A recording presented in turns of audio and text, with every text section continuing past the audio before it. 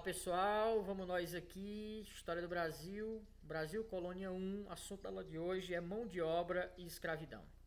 Ok? Então vamos lá. Durante todo o período colonial, a mão de obra predominante foi a mão de obra escrava. Isso quer dizer que a maioria dos trabalhadores eram escravos.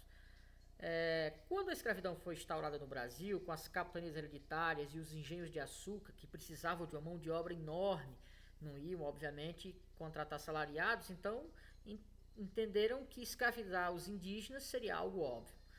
Então, era o invasor escravizando os donos do lugar. Com isso, os índios vão se tornar os primeiros escravos ali do Brasil, colônia, já empregados no negócio do açúcar. Ok? Isso vai mudar muito a relação entre nativos e os donos do lugar, que no princípio era uma relação amistosa e que havia uma relação de cooperação. Agora, com a lógica de produção do açúcar, a ideia é tomar o território, ocupar o território, tomando áreas indígenas. Então, isso vai gerar um intenso conflito. Índios que agora são caçados dentro do seu próprio território. A Companhia de Jesus, que era uma ordem religiosa que migrou para cá com a intenção de catequizar indígenas, ela era contra a escravidão de indígenas. Era uma instituição muito poderosa, tinha o apoio do Vaticano e então ela dizia que era pecado, que era errado escravizar os donos do lugar. Então, aparentemente, os índios tinham na Companhia de Jesus uma voz que os defendesse. Mas, na verdade, isso tinha um preço. Para que os jesuítas o defendessem, você precisava ser convertido ao cristianismo, ou seja, deixar a sua cultura, todas as suas tradições.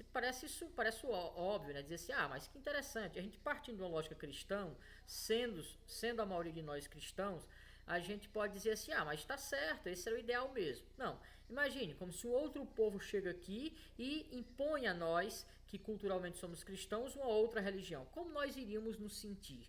Então imagine isso. Muitos nativos, muitos indígenas não gostavam da ideia de ter que abandonar as suas tradições culturais, de ter que abandonar o seu Deus em troca de um outro Deus que chegou como invasor.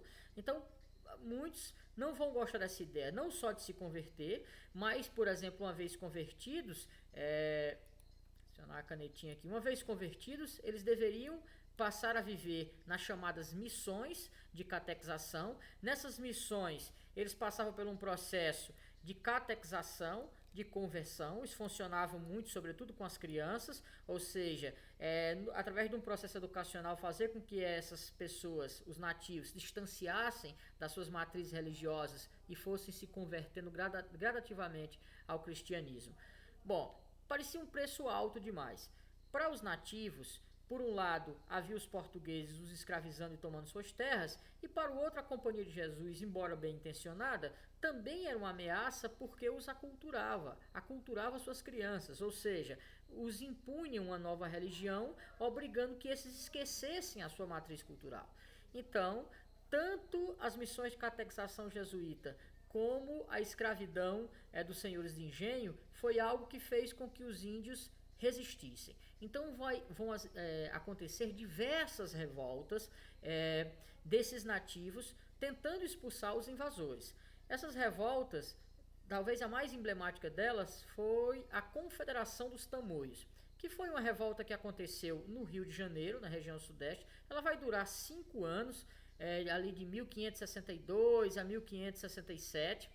E a confederação quer dizer uma reunião, uma aliança. Tamoio quer dizer do lugar, os nativos. Confederação dos nativos, dos que já estavam aqui, que vai reunir diversas tribos de índios, algumas inimigas, mas que se reuniram em torno do objetivo comum, que era expulsar os portugueses. Esses nativos vão ter o apoio dos franceses, que, interessados pela região do Rio de Janeiro, vão apoiar os indígenas contra os portugueses, e essa aliança tem o objetivo de lutar contra os portugueses, contra os invasores, que agora chegaram como amigos, mas que agora os escraviza, mas que agora toma suas terras, mas que agora tenta impor uma nova cultura. Então esse conflito, como eu disse, dura 5 anos, vai ter altos e baixos, os índios vão ter muita vantagem por conhecer o território e por receberem armas de fogo dos franceses, vão estar de igual para igual, mas aí no meio do caminho um grande surto de varíola vai matar centenas, milhares de indígenas. Isso vai enfraquecer as frentes de luta da Confederação dos Tamoios. Os portugueses então percebem esse enfraquecimento, resolvem atacar o aliado, expulsam os franceses.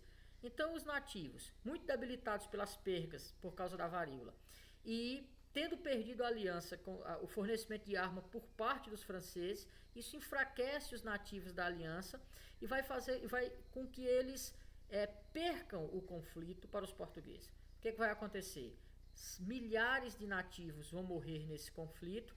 Muitos deles os poucos que sobraram, vão deixar o seu território e migrar para o interior, permitindo de vez ou abrindo espaço de vez para a tomada do território por parte dos portugueses. Então, os nativos foram escravizados, resistiram, mas acabaram perdendo a posse do seu território. No final, os portugueses acabaram vencendo a Confederação dos Tamoios. Esse quadro aqui, por exemplo, o último Tamoio, é uma pintura de um cara chamado Rodolfo Amoedo, e ela retrata uma cena que nunca aconteceu. Ela retrata o padre José de Anchieta amparando a Imberê, que foi um importante líder indígena da Confederação dos Tamoios, ele morto na praia. Não houve esse encontro, mas esses personagens existiram. O padre José de Anchieta foi fundamental para convencer os índios a pararem a luta, portanto bom para a lógica portuguesa, e a Imberê foi um importante líder guerreiro ao lado de outro, como Cunhambebe. Cunhambebe era um líder nativo, é importante conhecer os heróis indígenas, porque a gente pouco vai falar sobre eles, e eles são os verdadeiros heróis locais, né? Cunhambebe foi um líder muito importante que morreu não no campo de batalha, mas porque contraiu varíola. Essa doença, repito, matou milhares. Enfraquecidos, os tamoios acabaram perdendo a luta. Vamos aqui a alguns números. Em 1500 haviam algo em torno de 3 milhões de índios, distribuídos em mais de 1000 nações e etnias diferentes, como falamos na aula anterior. Em 1650, certo? 1650, 150 anos depois, esse número havia caído para 700 mil, de 3 milhões para 700 mil. Em 1957, existiam apenas 70 mil índios no Brasil. Gente, foi um genocídio, um extermínio. Olha o terceiro item. Hoje o Brasil tem 817 mil indígenas, pertencentes a 305 etnias espalhadas por todo o território nacional.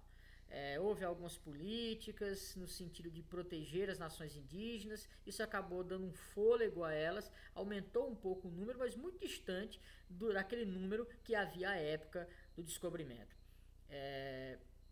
Mão de obra escrava africana, certo? Esse é o assunto da nossa próxima aula, ok? Então eu espero que tenha colaborado. Até lá!